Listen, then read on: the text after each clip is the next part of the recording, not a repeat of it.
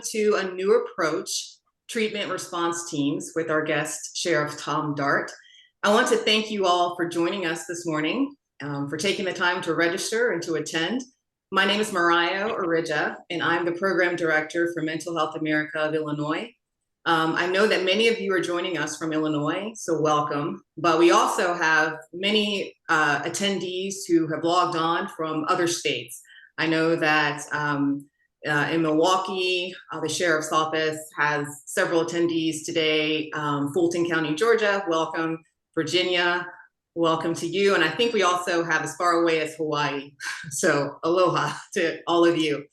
I want to also take a moment to recognize and thank the members of law enforcement and our first responders who are on the call today. You all deserve our endless respect and thank you, because I know you don't get to hear that every day, but we all are sincerely grateful for the work you do.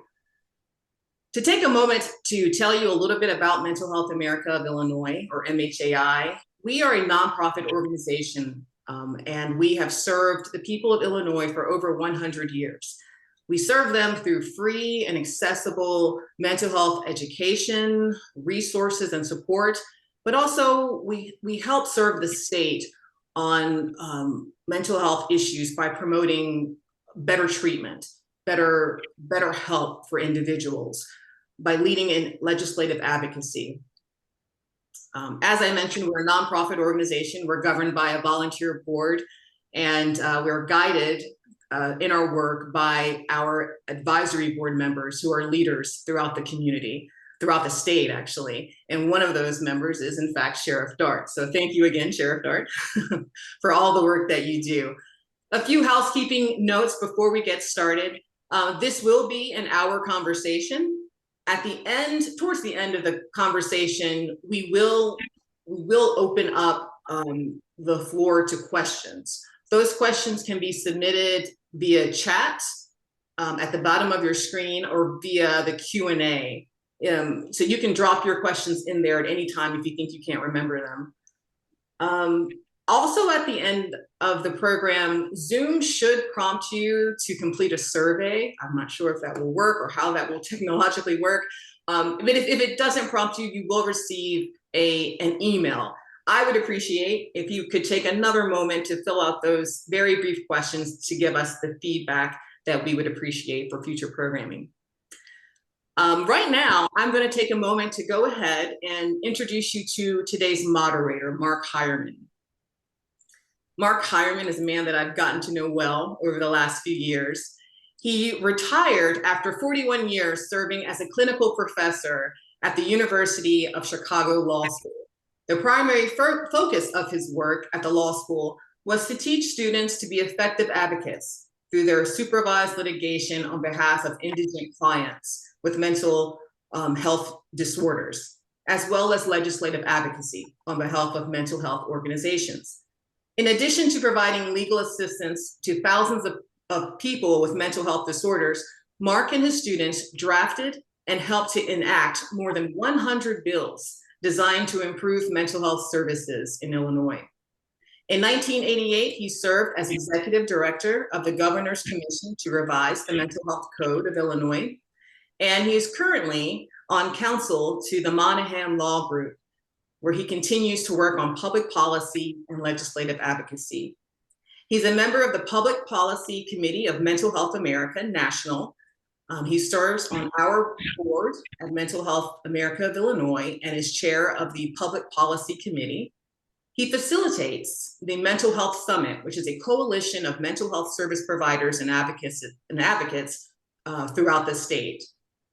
And lastly, he's a member of the he is the legislative liaison for the Chicago Bar Association's Mental Health and Disability Law Committee. That certainly isn't all the work that he does, but thank you, Mark, also for the work that you do.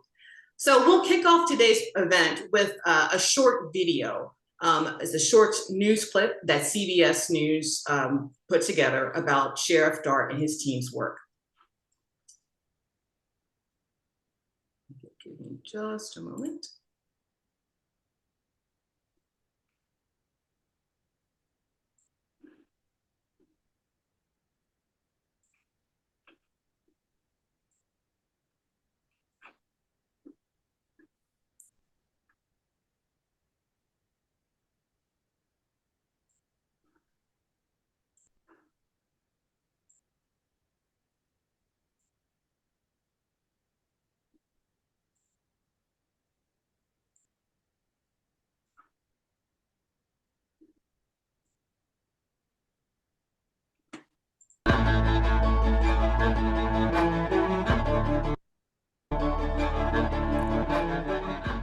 Across the country, a quarter of all fatal police shootings involve a person with a serious mental illness.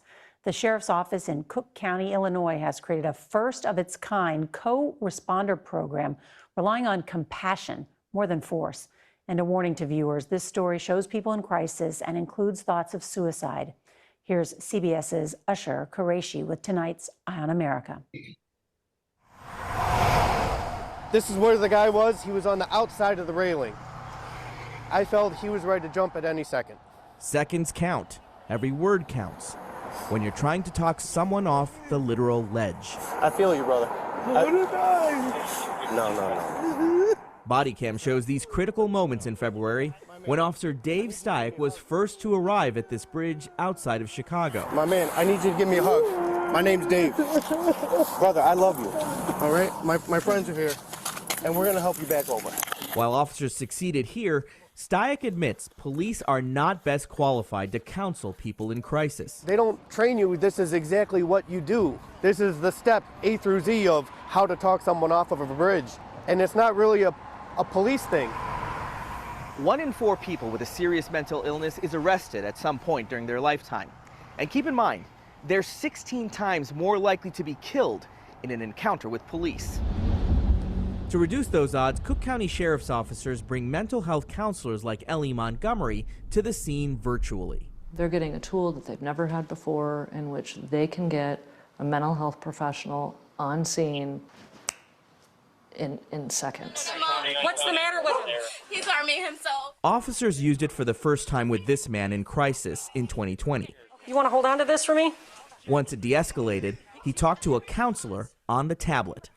I'm not that good, but I got you kind of calm down. She's a lot better at this. The sheriff's office has a team of behavioral health experts on call 24/7 by phone or video. They helped Lachelle Wardell's grandson with his mental health and trouble at school. What do you think would have happened if you hadn't been able to get the help that you needed through the sheriff's department? Oh, I don't even really want to think about that, Usher. It's transformed our lives and changed the trajectory for my entire family. How's your grandson doing now? He's made the honor roll. I've never seen anything like this. I kind of tear up thinking about this because they walked with us and held our hand through the whole process because it was so difficult. It was very, very difficult. The use of remote counseling on scene nearly doubled in 3 years, according to Cook County Sheriff Tom Dart. We don't need to have 100 mental health clinicians on staff here. We are working with 15 or 16 right now, and that more than covers it because you don't have to physically be there. This is a new program we started yesterday. I'm going to see how this works. Getting buy-in was a challenge at first, but when officers have called for virtual backup, the sheriff's office says no one's been arrested, injured, or killed. Can this work in other places? I cannot think of a place where this would not work. And it needs to work. I'm here for you. If there's nobody else that is, then I'm here for you. Because officers can't always make saves like this on their own. For Eye on America, I'm Usher Qureshi in Chicago. Thanks so much, Mariah. That really was a great film clip. So before Sheriff Dart and I start talking, I'd like to say a few words about the sheriff, who has been a longtime friend of Mental Health America and of people who have mental health conditions. I'll just say I'm going to only give the highlights because I could spend the whole hour talking about what Sheriff Dart has done for Cook County and for this state. The highlights of his career as an elected official: he was elected to the State House of Representatives, where he served with distinction. He was a state senator, also in leadership roles in both of those places. But since 2006, he has been the sheriff of Cook County, the largest county in Illinois. And as sheriff of Cook County, he is in charge of the Cook County Jail, which is the largest jail in Illinois and maybe the largest single-site jail in the entire country. It is a huge facility, and the sheriff is responsible for that facility, as well as the sheriff's police, who you saw depicted in the short film we just saw. The sheriff has won so many awards that I can't possibly list them all, but I am going to just summarize the kind of, he's won awards as Legislator of the Year from a huge number of organizations. And how would I summarize those organizations? They're all organizations that are trying to reduce crime, make us a safer place, and make us a more humane county and state. And they have all given Tom Dart awards for his work, both when he was in the legislature and since he's been sheriff. It's not surprising that he was also named Time Magazine's one of the 100 most influential people in the world. And what did he get that for? When we had a foreclosure crisis in this country and people were being thrown out of their homes, the sheriff announced an eviction moratorium to keep more people from being homeless. That's the kind of thing that Sheriff Dart is famous for, which is not just saying, look, we have a horrible crisis, what are we going to do about it? He does something about it.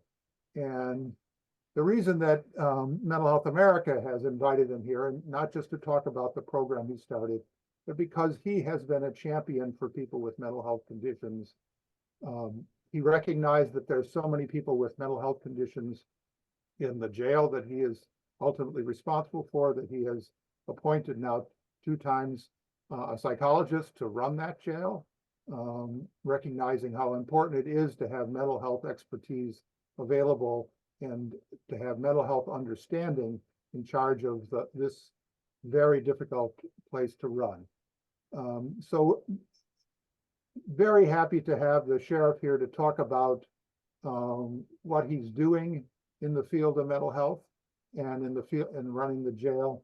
And I guess I'm just going to start by saying, so you have developed this nationwide reputation, indeed recognized not just in the United States, as a champion for dealing with the huge problem of how many people with mental health conditions are in the criminal justice system, both in your jail and with the sheriff's police. What got you interested in focusing on this as sheriff?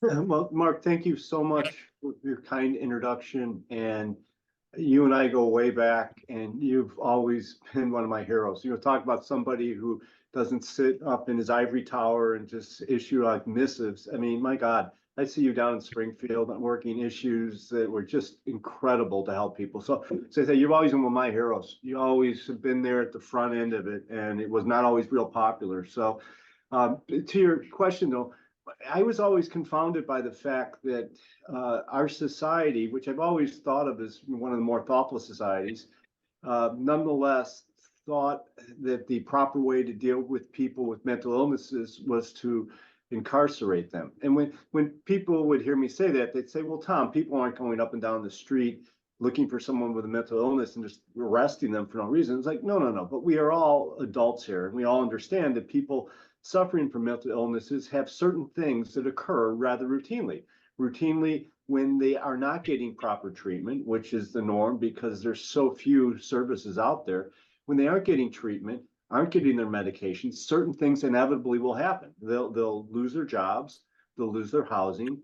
Then where will they physically be then? I mean, it doesn't take a rocket scientist to figure out, well, they will be physically on our streets with nowhere to live, no resources. So what will inevitably happen? Interaction with the public, but interaction also with law enforcement, because the public will be calling saying, this individual is in crisis, this individual is sleeping on a bus, this individual is living in the park, the whole range of things. And so here we are knowing full well that is the inevitable outcome.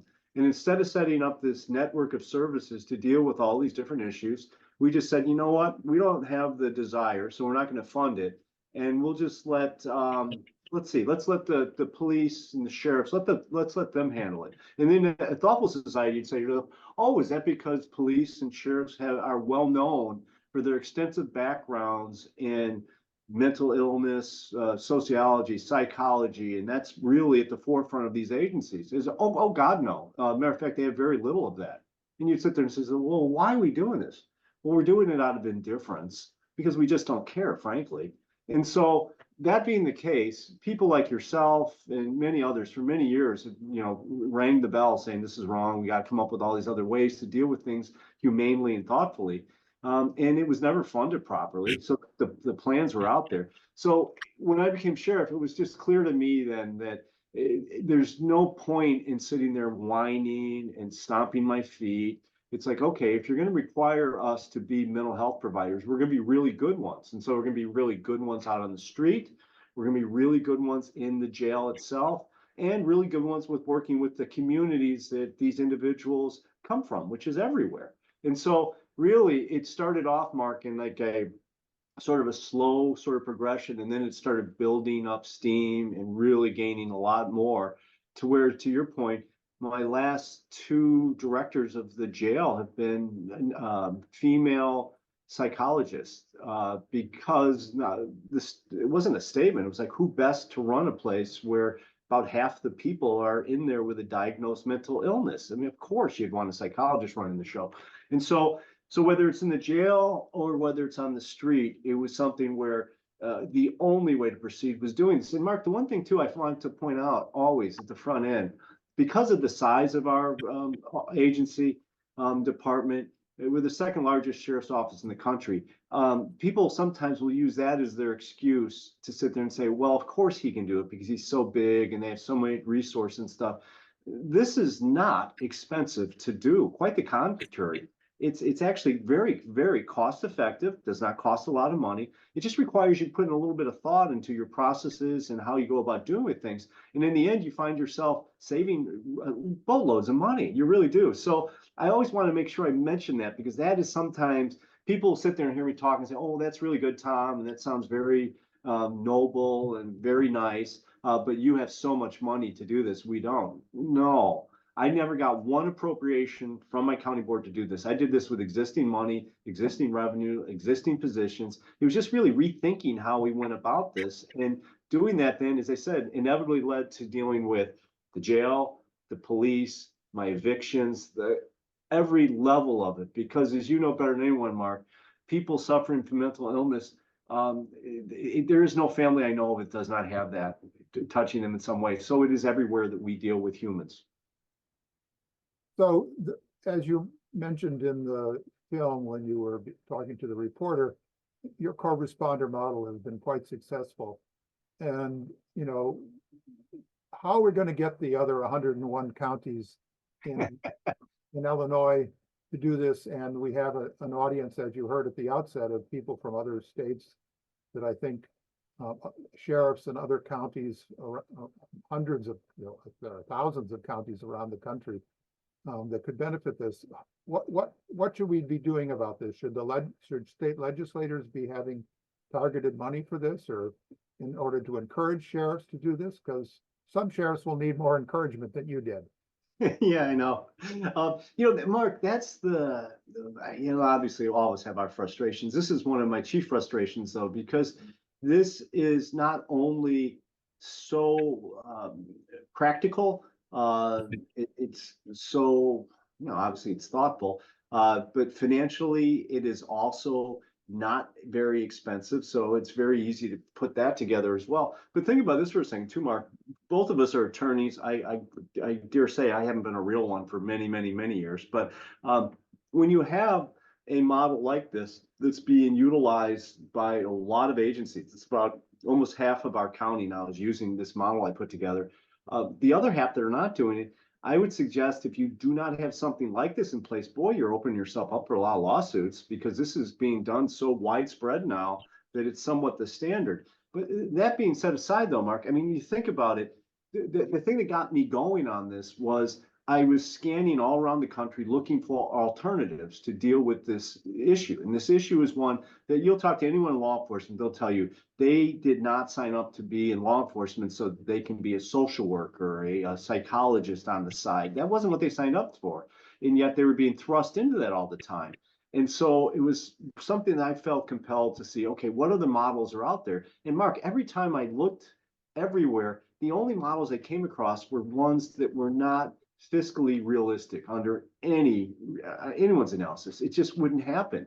And it would be, literally what it was creating a new entity that was going to set up basically a sort of triage system and basically a separate ambulance system. So you're now going to have to buy a physical ambulance, multiple ones, staff them three shifts with 2 or 3 people, mental health professionals. And that's once you got over the hump of okay, when the 911 call comes in, how do we know to send that unit out as opposed to the police unit? Because as you know, these issues are sometimes really wrapped up in very complex scenarios that usually have some element of violence. Some of it's just very, very slight. You know, the mother who loves her son so much and has kept him in the house all these years, and now he's off his medications and she wants him on his meds, and he pushes her and he knocks her down.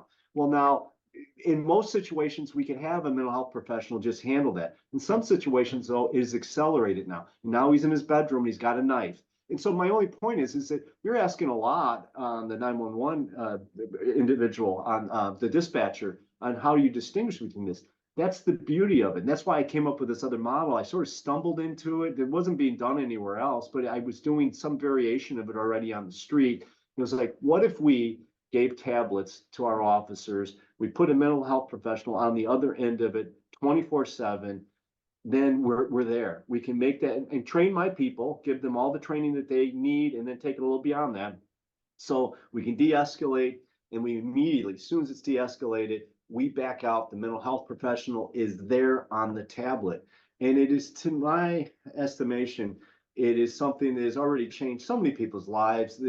I watched some of the body-worn camera footage of it, Mark, and the interactions are unreal. I mean, literally, people walking with the tablet in their hands as they're walking out of the house after they were in crisis and things were not going very well. They opened the bedroom door, they walked out the front door, they walked right into the back of the ambulance while still talking to my mental health professional all the way to the hospital. And then we stay with them because, as many people know, a lot of these folks have histories, unfortunately, of going off their medications and things that will somehow bubble back up. And so they already know who their professional is. And so if we do go back out there, we know who's handling their case. And we don't even usually have to go out there as police. They're just interacting because we case manage them from the beginning to end. So to make a long answer to your short question, this model was one that I came up with that cuts through all of the problems of the fiscal side of it, but also the part of it where you're not having the right person talking to the person in crisis. And it's been going great. And the final thing I'll tell you is, I've told people, if you come up with a better model, please, I'm on board. But while you're sitting there with your deep, deep, deep thoughts going through this, there's real people in crisis who need help today. And so we do not have the luxury of sitting there and saying, we're going to study this another 10 years, another 20 years. No, we cannot do that. We owe it to the public to do things right now. So I know that since you have been sheriff, the sheriff's office under your direction has done a number of other creative mental health interventions in and out of the jail. Would you share some of those details with us? Yeah, Mark, one of the things that I really zeroed in on, like, right away, was because of the makeup of the jail, which, when I first started, it was about 35% people with a diagnosed mental illness. Now it's closer to 50%. So I dialed in the fact I have to do an analysis of every individual in a very deep, thoughtful way at the outset, so that I know who it is I have, what the issues are, and frankly, how I can treat them. Because more often than not, people entering the jail are then going to be released back into the community. They're not going down to prison. They're usually going back to the community, one reason or another. And for us not to work with them on their mental illness, to me, was irresponsible. So we started at the intake procedure with a completely blowing that up, so that it became this intensive intake of real information that is very extensive. And then from that, if you were staying in our custody, we then, and people all took us up on it. It wasn't a hard sell. We got you into one of a range of programs that were uniquely suited to you. And so whatever your needs were, we put you in a program that's very intensive.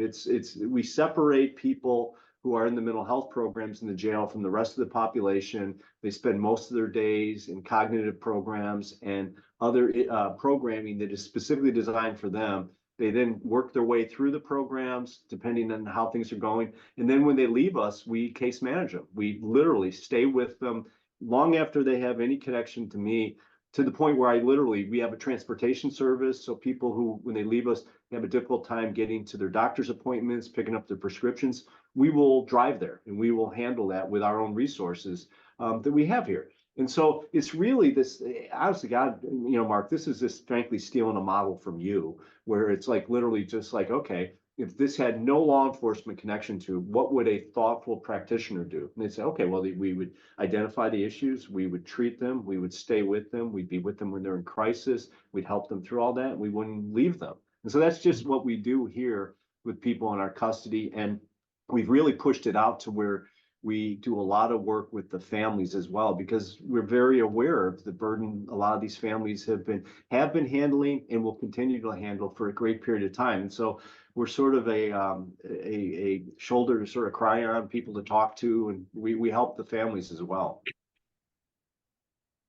So perhaps the biggest change in the criminal justice system in recent years in Illinois has been the abolition of the cash bail system. And I know that it hasn't been around that long, but I would be interested in your thoughts about how that has affected the jail and law enforcement generally in Cook County, and to what extent has it affected people with mental health conditions who are in the criminal justice system? Yeah, it's fascinating, Mark, because I long ago had gone way out and said cash bail needed to be eliminated because I was sitting with a population when I first started as sheriff at about 12,000 people in custody.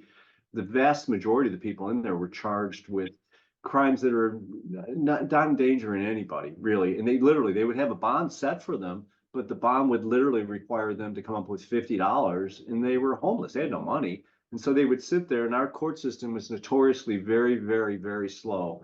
I think I have someone in my custody today. It's been waiting 11, 12 years for his trial. These are not convicted people. They're waiting for their trials. So that combination of factors, this was insane. I mean, we literally had people sitting there for years because they couldn't come up with $50 or $100. So 7 years ago, our court system, long before this new cash bail bill came around, our court system completely revamped the bail system. It really changed it dramatically. And almost overnight, I went from about 8,000 or 9,000 people in custody down to 5,000 people almost overnight. And what it was is that they required they brought in new bond judges, and they required the bond judges to do a more intensive analysis of the people in front of them. Over the years, I would send people to do my own studies on the bond court, and we routinely came back. And once again, I used to be a prosecutor many years ago, so I knew a lot about the system. We would have people sit in the courtroom with stopwatches, and for a year period, I can't remember the exact year, but back prior to this bond change, bond hearings lasted on average 21 seconds. And that was both sides talking, the judge talking, backgrounds, work histories, all that stuff. So there was no substantive thought going on there. And so that change occurred about 7 years ago. My population dropped dramatically. When the new bail reform came into place, it dropped my population by just about a couple hundred people. So it really didn't change much. The people who are talking about the success or lack of success, depending on what side you're on, of bail reform, I find it both sides to be really misplaced. I mean, there's no way you can make a determination on that yet. I mean, literally the determination will be made based on, are people showing up for court or not showing up for court? Are people committing new offenses while they're out or not? And that data is at least a year or two off. I mean, so anybody pronouncing one way or the other is really sort of making it up. On a personal standpoint, the difficulty we face with it, though, is unusual in that, as I said, I lamented the fact we had all these people in here that didn't deserve it being here. But unfortunately, Mark, because of the status of our society and the lack of funding for mental health programs, many of these folks got their best treatment they ever got in my place, and best care they ever got was in my place. And so a lot of those same people who needed the care are coming into custody, but they're only coming into custody for a couple hours, and they're back out on the street. And so I've been trying to come up with a method to get my claws in them, to get them into treatment, get them help. And it's really not working, because they obviously, they've been brought in, they're suffering from mental illness. I have no ability to hold them. And so they're coming in and right out the door they go. And I'm trying, we have people literally at the exit points trying to pitch them on getting help. Here's how we can do it. We'll work with you. And they just want to leave. And so a lot of opportunity to treat people I'm not getting now, and I have not figured out how to deal with that issue yet. I've been really struggling with that. So the bail reform law allows and requires judges to think about mental health in two ways. One, they're supposed to think about whether the defendant's mental health or mental illness may make him or her more or less dangerous or more or less likely to show up at for court dates. And also it then allows the judge to think about whether requiring treatment is a necessary condition for being released on a pretrial basis. But unfortunately, the law didn't appropriate any money for the treatment. In this session that just ended in our legislature, there was a relatively small amount of money appropriated for that. Do you think that we need to make sure that there's money available statewide in every county so that people don't sit in the jail when we know they have a mental health condition? We know they need to have that mental health condition to succeed, as you've just described. And we don't have the services out there, but we could have it. And so if there was money that was dedicated for this, as there isn't a small amount of money in the budget the legislature just passed, should we be expanding that? Yeah, Mark, I said you and I have been working on this for years. You have been amazing in this. I can't imagine your frustrations that you have, because to be frank with you, this is not a hard issue. I mean, it really isn't. I mean, you have someone with an illness that they did not choose to have. So this is not something where they chose this. So it's no different than someone who has diabetes, though someone might suggest some people with diabetes with their eating and all the other stuff maybe have lent themselves to it. But people with mental illness, mental health issues, they haven't chosen that. And so you start with that premise, but then the other part of it is these different things that you're talking about, they all work. I mean, this isn't something where you're off on some crazy tangent here with some idealistic type of notion. No, this stuff is so pragmatic. It absolutely works. Not funding it is beyond reckless. You literally have something that works. That if you have an individual, they're getting treatment, they have the ability to access that treatment, particularly if they have a crisis, then you can have that set up as well.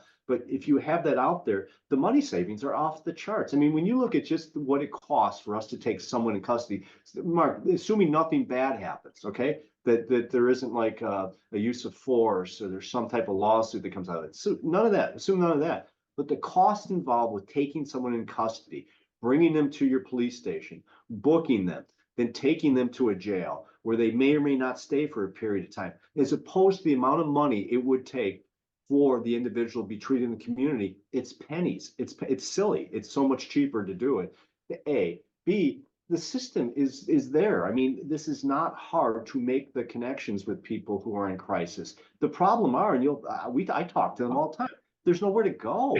So it's not as if they're fighting you saying, no, I'm fine, I don't need help. You'll get that occasionally. The more often is that they have nowhere to go. And then when there's somewhere to go, it is so far away. So far away, and good luck getting an appointment too. I mean, it's the stories I hear about how long it takes to get in to see somebody. It's just, and then people, are shocked when there's issues, with someone who has a mental illness and then gets involved with law enforcement, and they're shocked. How'd that happen? It's like, well, this is not really hard. So, Mark, you're being too humble. I mean, there needs to be a proper amount, which is not amount of infusion of money. And with that, the template for using it is already there. It's there already to say, okay, here's how we'll use this money, and it'll save money, it'll save lives, it's humane. It's what a thoughtful society would do. So are there other things that Illinois should be doing that can help fix this problem? I think, to be honest with you, trust me, Mark, I do not have all the answers. I do not, okay? And as you can pick up a paper, we make our mistakes around here too. So we're far from perfect.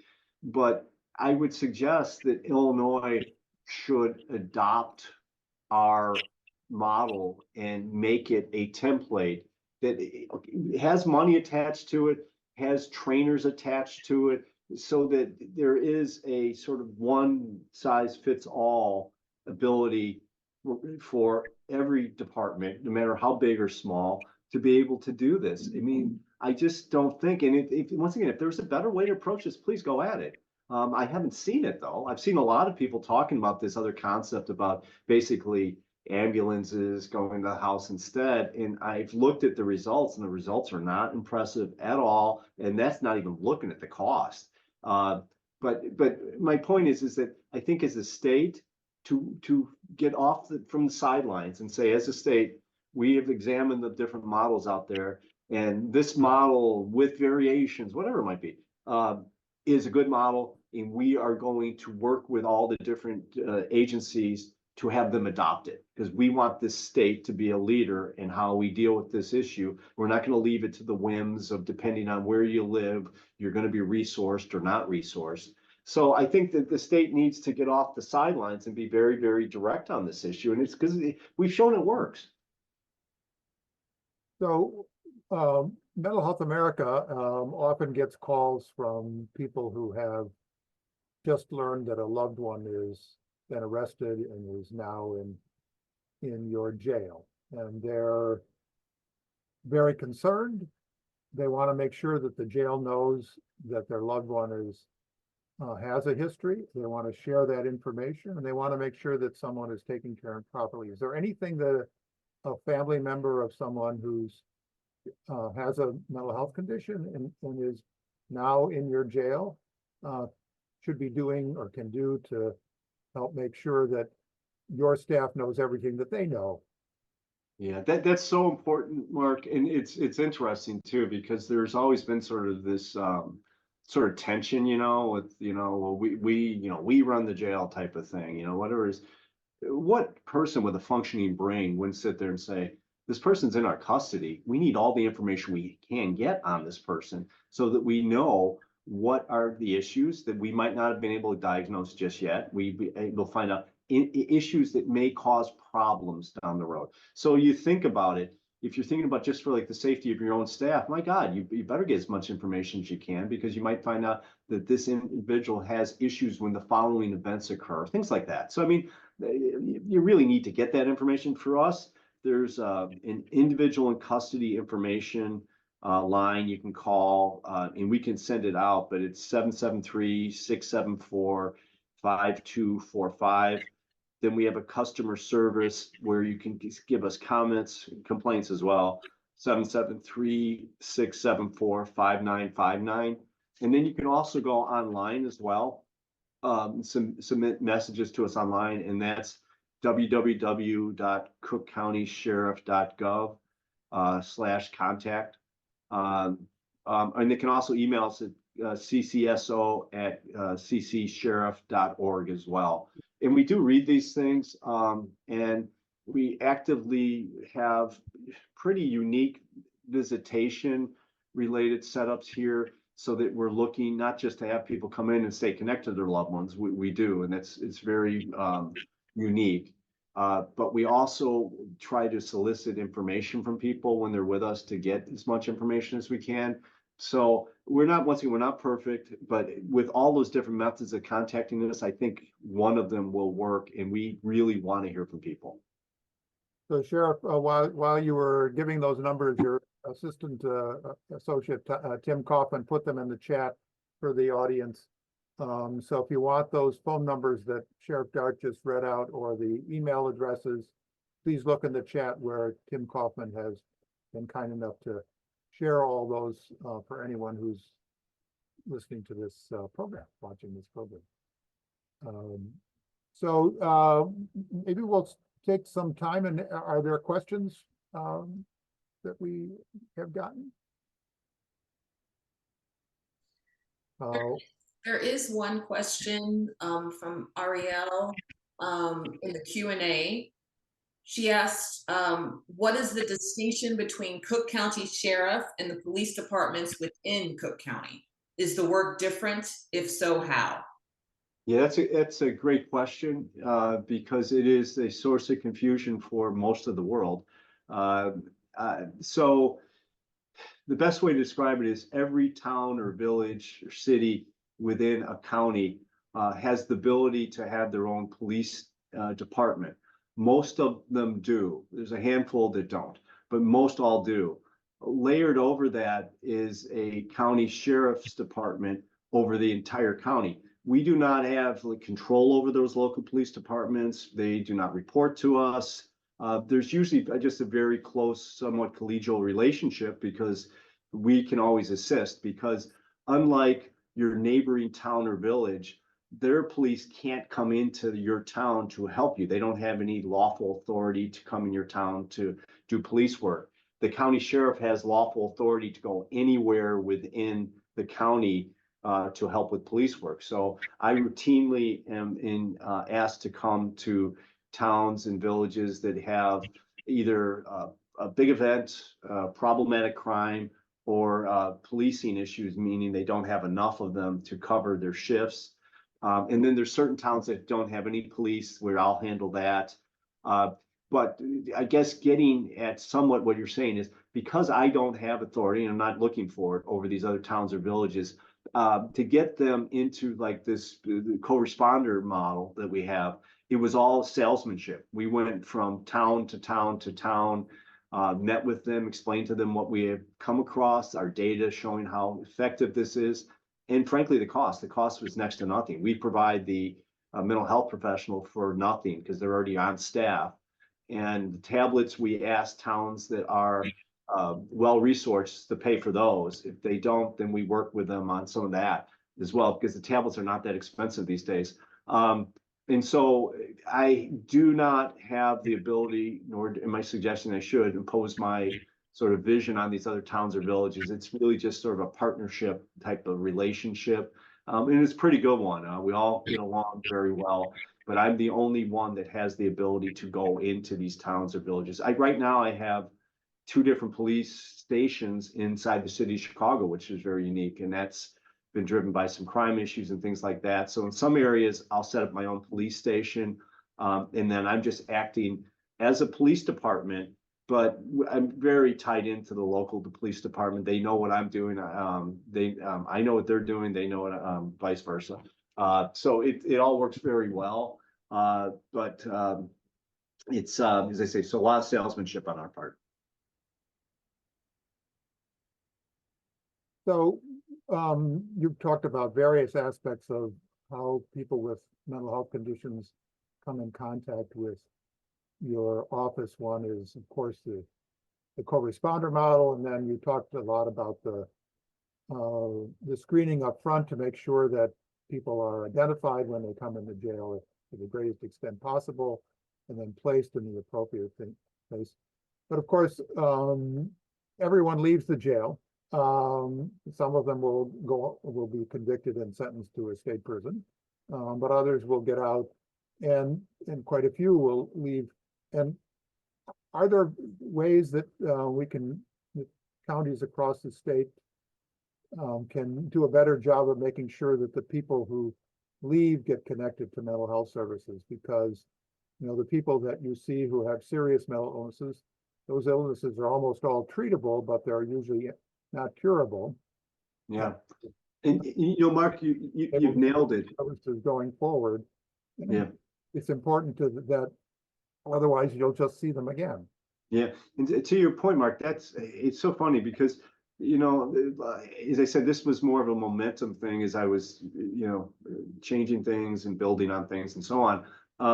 But it hit me obviously right away, the obvious. You know, we could do all this great work in treatment here. And then if we just, when it's time to go, we open the door and just wave bye and say, good luck. You can almost set your watch by the fact, you know, they're going to be coming back in your custody. So for us, it became imperative that right away we set up this case management system so that when you left us, we stayed connected to you. And so first and foremost, when you were getting ready to leave, if you're in our program, We sit and talk with you because we don't have a real good heads up, but we usually have a handful of days to know that you're leaving us. Occasionally it's sprung on us that the guy goes to a court hearing and that day the case is resolved and he's leaving and going back to the community. But if that's the case, we use those hours that we have to say, okay, here's what we can do. But in anticipation of that, for weeks ahead of time, months ahead of time, we've already identified, we know where you live.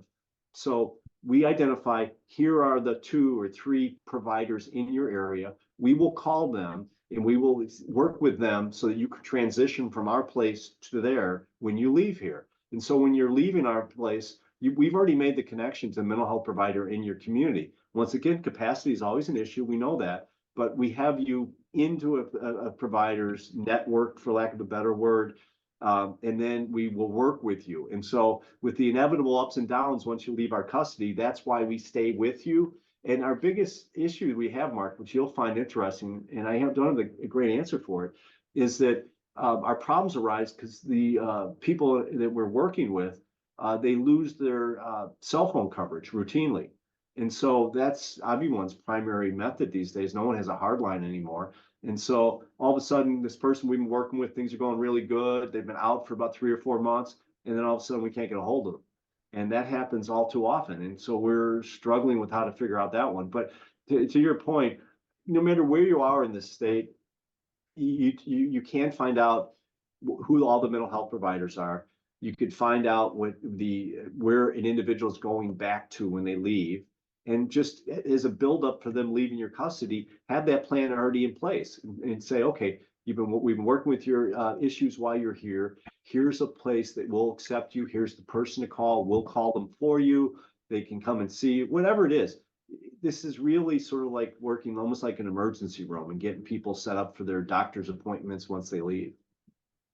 So that suggests to me that the legislature should give community providers a mandate that they serve people coming out of institutions as a priority, and so that there aren't. We have a lack of services. I think we all understand that. I suspect most people who are watching this program know that. But there should be some set of priorities, and it seems to me that folks who have suffered so much that they end up in a jail or in a psychiatric hospital are the people that we should have as priorities for getting into community services. Because as you said, you gave us the outline of how expensive it is to book someone, and even if they don't stay long. And so getting people back into your jail must be extremely frustrating for you and really unhelpful for them. Yeah. Especially when, as I say, Mark, this is not rocket science. I wish I could tell you, it's like I stumbled upon this because of my incredible education I got being taught by Dr. Hardman. No, your university wouldn't let me in. But the reality of it is, this is very commonsensical, very pragmatic. It's easy to set up. It's easy to scale it. All that is there. And then once you get there, Mark, you can then start getting it and really narrowing down the real issues, where you can get these providers to sit there and say, we're on board with it, but here's the number of people that we're getting now that are coming out of a custodial setting in our county. And we never had funding for our people not coming on custody. This is the number we're getting. Here, legislature, is the amount of money we are going to need added to our budget to handle that, and then we can do it. And it's quantifiable then. So there's a nationwide shortage of mental health professionals, and I'm sure you have some difficulty hiring staff. One of the questions in the Q&A was, don't you have trouble hiring people to do this screening? Yeah, we have not. You know what? I've been very blessed. While there's been a national difficulty in hiring, we've had a little bit, not much, a little bit of a difficulty with hiring some correctional officers, but on our civilian side, we've had very little issues with that at all. And even on our correctional side now, we've been really, we're over the hump. We're like now adding, we're not losing people, we're adding more. So we're catching up. So we've been very lucky that way. I think part of it, to be honest with you, is because we're so innovative. There's people that like what we're doing and they'll come here, even if that's not the highest pay they could get, but it's sort of neat. Even if they just stay with us a few years, they find that it's sort of very rewarding.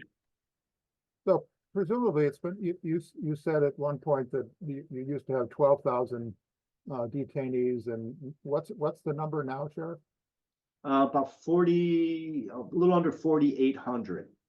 So that should be helpful in terms of staffing, I assume. Oh, Mark, it's on every level, it's helpful. Staffing for one, programming. I mean, my predecessor, he would usually have 13, 15,000 people in custody. I mean, he had so much on his plate with just trying to find beds for people. When I have the capacity this low, I have the ability to do much more intensive programming, and our programming is wild, Mark. I mean, we have some of the most incredibly unique programming where it is trying to get at people from a million different. The mental health program is really cool and very structured, stuff you would understand. It'd be no different than you get on the outside. But then we layer in all sorts of really innovative things with photography classes, drum circles, cooking programs. We have a dog program where detainees are taught how to work with animals who are otherwise going to be put down because of aggression. They remove the aggression from them. We adopt them out.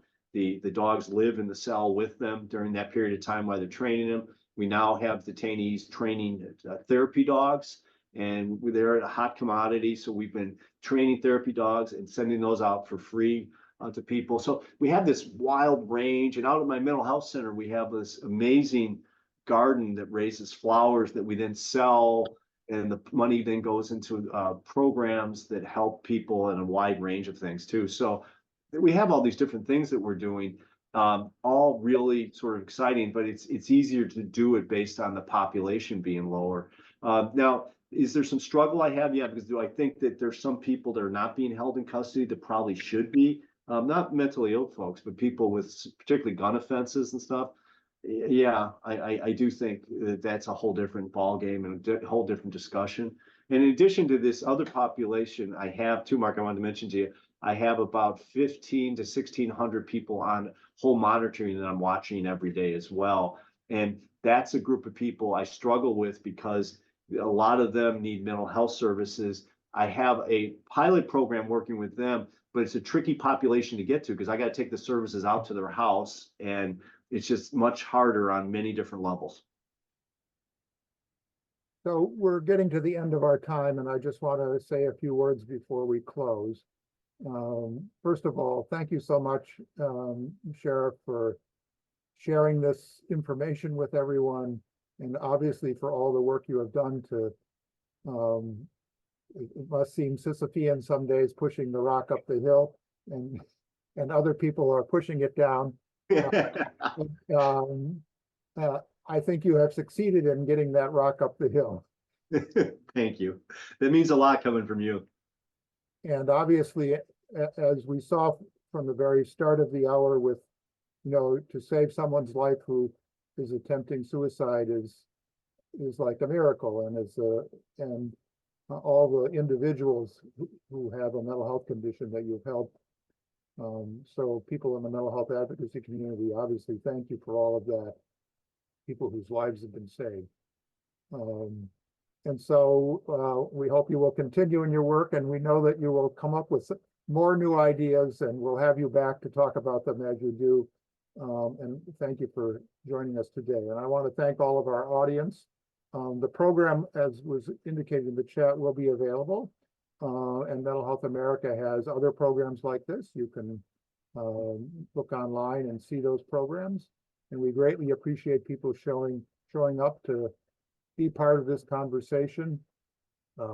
It's important that people in the mental health community understand the difficulties that the criminal justice system faces, whether it's law enforcement folks on the street or people running a jail like Sheriff Darke does. And it's important that law enforcement people hear from mental health advocates. And I know quite a few people on this call are mental health advocates. And I think that this is a huge problem. But as the sheriff has said, the solving of it is mostly about having the will to do it and being willing to make some changes. And I'm hopeful that everyone on this call will join us, join the sheriff, join Mental Health America, join all the other wonderful mental health advocates and providers in the state to help fix this system. And I appreciate very much everyone joining us today. So thank you so much. Thank you. Thanks so much.